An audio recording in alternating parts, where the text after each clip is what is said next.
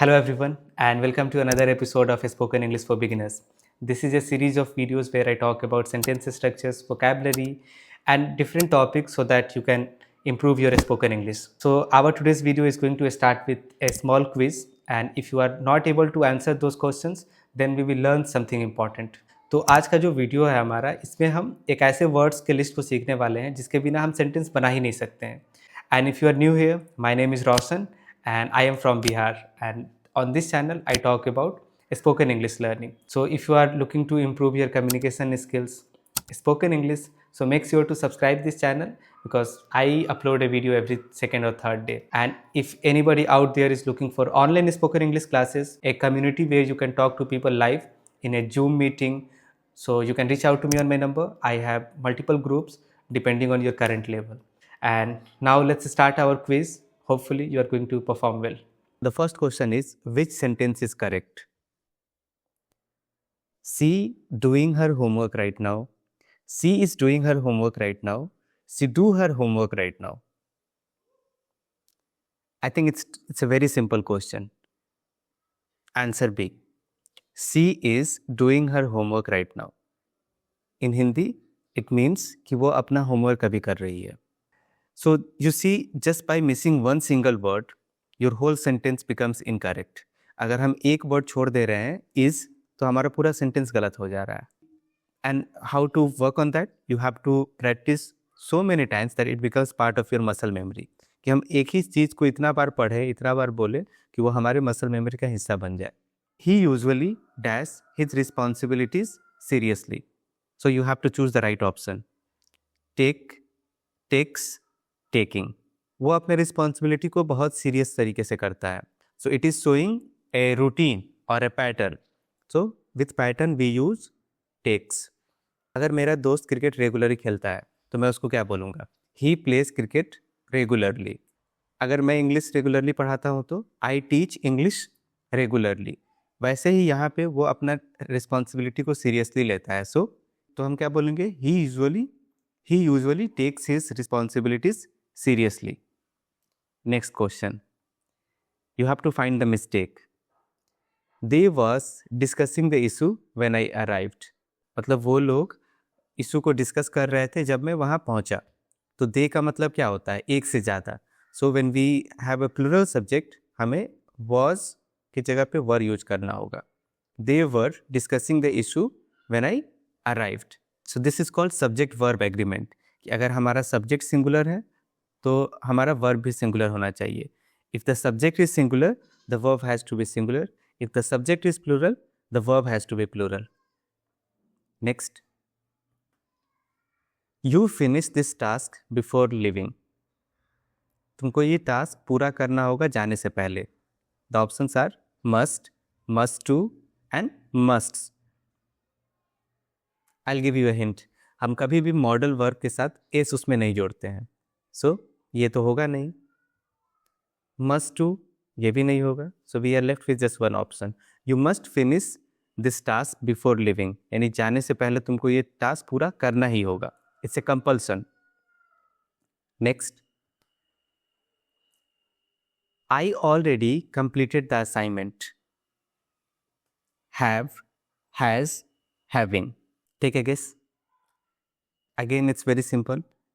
I have already completed the assignment मतलब time के पहले कोई काम कंप्लीट हो जाना. जैसे I have already recorded multiple videos, मतलब मैंने पहले ही कई सारा वीडियो रिकॉर्ड कर रखा है. वैसे ही मैंने असाइनमेंट पूरा कर रखा है. So this is our today's lesson. We are learning verbs.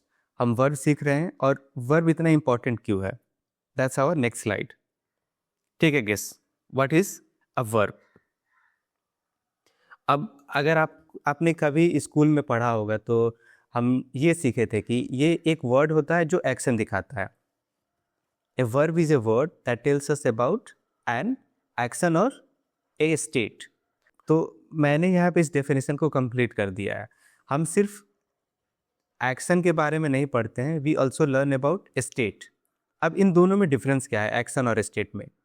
I think I have talked about this in my previous videos also. I am teaching you. मैं पढ़ा रहा हूँ आपको, तो पढ़ाना क्या हुआ? Action.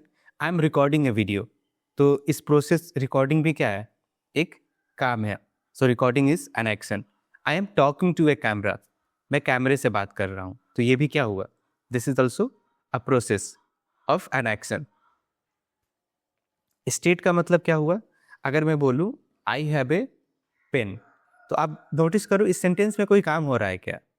I don't think so. You are just getting to know that I own a pen, कि मेरे पास एक कलम है. तो इसी प्रोसेस को बोलते हैं स्टेट. अगर मैं बोलूँ I was working in A school, तो आपको पता कैसे चल रहा है कि मैं स्कूल में काम कर रहा था? किस वर्ड से? वाज. तो वाज वर्ड भी क्या है? वो एक स्टेट दिखाता है. So this is the simple difference. और जब भी हम वर्ड्स की बात करें तो हम हमेशा इस तरीके से सीखें कि हमें उसको रटना ना पड़े. तो एक्शन वर्ड अनलिमिटेड होता है, इसका कोई लिमिट नहीं है. But we have limited numbers of state words जो हम आगे पढ़ने वाले हैं.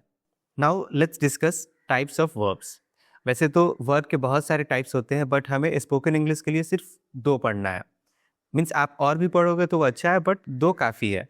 We have main verbs and auxiliary verbs. अब मेन वर्ब क्या होता है, एक्सिलरी वर्ब्स क्या होता है? Let's discuss that. I teach English, तो इसमें कोई काम हो रहा है क्या?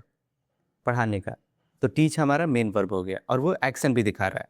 अगर मैं बोलूँ आई एम टीचिंग इंग्लिश, मैं इंग्लिश पढ़ा रहा हूँ. अब यहाँ पे 2 वर्ब है, एम एंड टीचिंग, लेकिन एक्शन कौन सा वर्ड दिखा रहा है? टीचिंग. तो टीचिंग हमारा मेन वर्ब हुआ और एम यहाँ हेल्पिंग वर्ब हुआ. लेकिन अगर मैं इसी को ऐसे बोलूँ आई एम अ टीचर, अब बताओ सेंटेंस में कितना वर्ब है? एक वर्ब है. तो एम हमारा मेन वर्ब बन गया. तो सिंपल डेफिनेशन यही है कि अगर सेंटेंस में सिर्फ एक वर्ब है तो वो मेन वर्ब कहलाता है. अगर सेंटेंस में एक से ज़्यादा वर्ब है तो हम हमेशा एक्शन वर्ब को मेन वर्ब समझेंगे. Let's discuss action verbs now. Action verb show what someone does, यानी कि कोई भी एक्शन को हम एक्शन वर्ब बोलते हैं कि मैं क्या कर रहा हूँ, वही मेरा एक्शन वर्ब है. Here are some examples. Run, eat, write, दौड़ना, खाना, लिखना, स्पीक, बोलना, बिल्ड, बनाना, क्रिएट, बनाना, लर्न, सीखना. If you want to make sentences feel free to leave a few comments. आप वहाँ सेंटेंस बना के बताओ मुझे whether you are able to understand it और not. Now let's understand forms of action verbs. तो हर एक्शन वर्ब का 5 फॉर्म होता है. पहला फॉर्म जो हम कोई भी डिक्शनरी में देखते हैं उसको बेस फॉर्म बोलते हैं, यानी V1, जैसे रन, ईट, राइट, स्पीक. और हम इसका यूज कैसे करते हैं? We will learn this in our tense classes. अगर आप इसको समझ जाओ तो टेंस आपके लिए काफ़ी आसान बन जाएगा. Because in tense what do we learn? We learn about verb and time, और ये उसी से जुड़ा हुआ है. So this is very important. आप इसको ध्यान से देखो. Second, we have past form. Ran, ate, wrote, spoke. Past participle जिसको वर्ब 3 भी बोलते हैं. Run, eaten, written, spoken. फिर आता है सबसे फेवरेट, सबका favourite, present participle. Running, eating, writing and speaking. हम सिर्फ आईएनजी फॉर्म जोड़ देते हैं. एंड लास्ट एस या ईएस फॉर्म, जैसे runs, Yeats, rights and speaks. तो हम इन सारे चीज़ों को अपने आने वाले क्लासेस में डिटेल में पढ़ेंगे with a lot of examples. But this is just an introduction class of verb. So have some patience और आप कोशिश करो खुद से कुछ सेंटेंस बनाओ, क्योंकि ये कुछ नया नहीं है. आप थ्योरी से ज़्यादा फोकस करो that you have to make a lot of sentences. आप सेंटेंस बनाओ. Now let's discuss auxiliary verbs. अब एक्सिलरी वर्ब मैंने बताया कि ये इसका एक और नाम है हेल्पिंग वर्ब. जो हेल्पिंग वर्ब क्या करता है? मेन वर्ब का हेल्प करता है. Auxiliary verbs help the main verb. और ये कैसे करता है? They are used to form tenses, very important for tense again.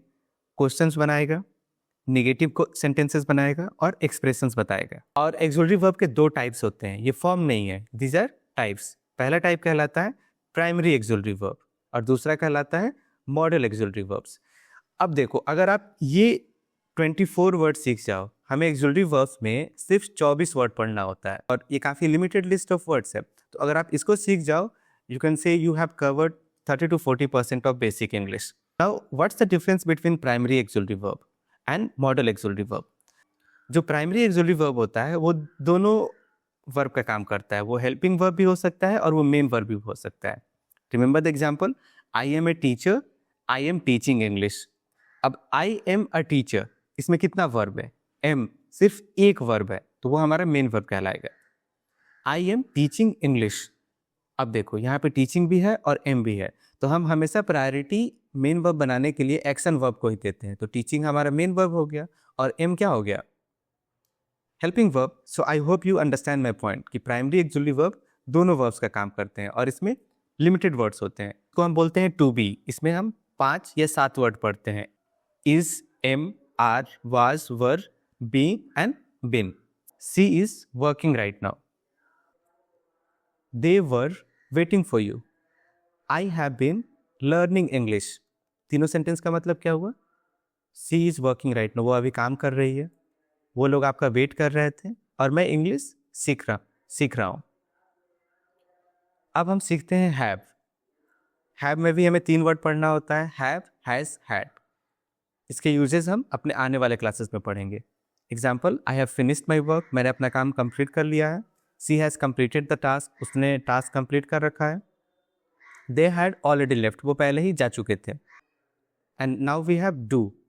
Do में भी हमें 3 वर्ड पढ़ना होता है, do, does, did. Do you understand this, क्या तुमको ये समझ में आ रहा है? He doesn't agree with me, वो मेरे से एग्री नहीं करता है। I did my work yesterday, मैंने अपना काम कल पूरा कर लिया था। Let's look at modal auxiliary verbs. Modal auxiliary verb हमेशा हेल्पिंग वर्ब के जैसा काम करता है। ये सेंटेंस में कभी भी मेन वर्ब नहीं बन सकता है, क्योंकि इसके साथ हमेशा वर्ब का फर्स्ट फॉर्म आएगा। पहले हम इसके वर्ड्स को देखते हैं, then we will learn some examples. Can, could, may, might, must, shall, should, will, would, need, dare, use to and ought to. हम इन्हीं 9 का यूज सबसे ज़्यादा करते हैं। I can solve this problem, तो आप देखो कैन के बाद ये वर्ड जो आया है सॉल्व, ये एक्शन वर्ब है, राइट? हम ये नहीं बोल सकते हैं I can solving this problem, वो सेंटेंस गलत हो जाएगा। तो मॉडल वर्ब के साथ हम हमेशा वर्ब का फर्स्ट ही फॉर्म यूज करते हैं, I can solve this problem. She could understand the situation, अब ये नोटिस करते जाओ, वो सिचुएशन को समझ सकती थी। यू मे लीव नाउ, तुम अभी जा सकते हो। इट माइट रेन टूडे, आज बारिश हो सकती है। You must follow the rules, तुमको रूल्स को फॉलो करना होगा। I will call you later, मैं तुमको बाद में कॉल करूँगा। You should focus on your goals, तुमको अपने गोल पे फोकस करना चाहिए। So remember this pattern, modal plus verb का first form. So this was our introduction class of verb, and in our upcoming classes we will learn them in detail with a lot of examples. हम एक एक करके इन सारे चीज़ों को सीखेंगे, and our focus would be to make a lot of sentences. So this was our introduction of chapter verb, and in our upcoming classes we are going to focus on sentence structures and how we can make sentences quickly. तो आगे की जो classes है उसमें हम एक एक word को और डिटेल में सीखेंगे, अलग अलग सिनेरियो में सीखेंगे. So if you haven't subscribed, make sure to subscribe, and I'll see you very soon with another topic. Bye.